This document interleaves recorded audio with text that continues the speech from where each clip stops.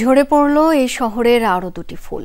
Milestone ট্র্যাজেডিতে আজ না ফেরার দেশে আইমান ও মাকিন। জাতীয় বার্ন ইনস্টিটিউটে ভর্তি ছিল চতুর্থ ও সপ্তম শ্রেণীর এই দুই শিশু। হাসপাতাল কর্তৃপক্ষ জানিয়েছে, চিকিৎসাধীন রোগীদের মধ্যে 5 জনের অবস্থা সংকটাপন্ন, তবে আশার কথা হলো 15 জনের অবস্থার উন্নতি হয়েছে। শনিবার থেকে তাদের বাড়ি ফেরানোর প্রক্রিয়া শুরু হবে। অবশেষে বাজলো ছুটির ঘণ্টা। ছোট্ট আয়মান হেলিকপ্টারে যাবে দাদা বাড়ি। তবে এ যাত্রা পরিবারের জন্য মোটেও সুখকর নয়। মাইলস্টোন স্কুল অ্যান্ড কলেজের বিমান বিধ্বস্তের ঘটনায় 10 বছরের ছোট্ট শরীরের 45 ভাগই ঝলসে যায়। 4 দিন মৃত্যুর সঙ্গে পাঞ্জা লড়ে সকাল 9টার কিছু পর তাকে মৃত ঘোষণা করে জাতীয় বার্ন ইনস্টিটিউট।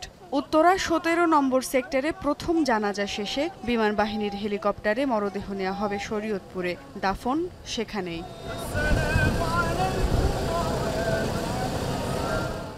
এক ব্রিফিংয়ে হাসপাতাল কর্তৃপক্ষ জানায়, ভর্তির দিনও স্বাভাবিকভাবেই কথা বলছিল আয়মান।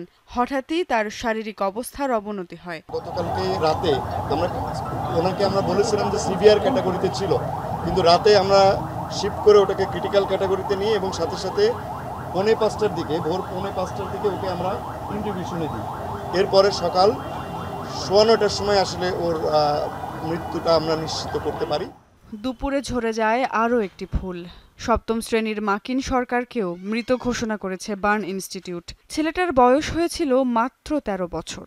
মাকিনের ব্যাপারেও আমি নিজে উপস্থিত থেকে তার লাশ হস্তান্তর করেছি এবং গাজীপুরের সিভিল সার্জনকে বলে দেওয়া হয়েছে উনি তাদের যাতে ভালোভাবে কবরের ব্যবস্থা করা যায় সেটা করবেন উনি। বার্ন ইনস্টিটিউটে ঝুঁকিমুক্ত 15 জন।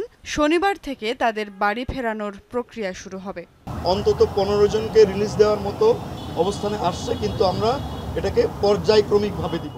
দগ্ধদের চিকিৎসায় সকাল থেকেই সমন্বয় করে সিঙ্গাপুর ও চীনের বিশেষজ্ঞ দল কাজ করছে। তবে কোনো রোগীকে এখনই বিদেশ নেয়ার পরামর্শ তারা দেননি বলে জানালেন স্বাস্থ্যের ডিজি।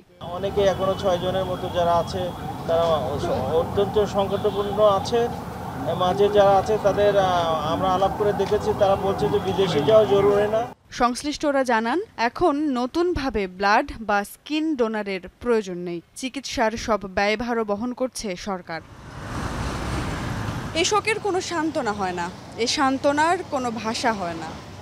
শুধু চাওয়া এতটুকুই, এমন সান্ত্বনা দেওয়ার মতো ঘটনা যেন আর না ঘটে। সুমাইয়া ঐশী, যমুনা নিউজ, ঢাকা।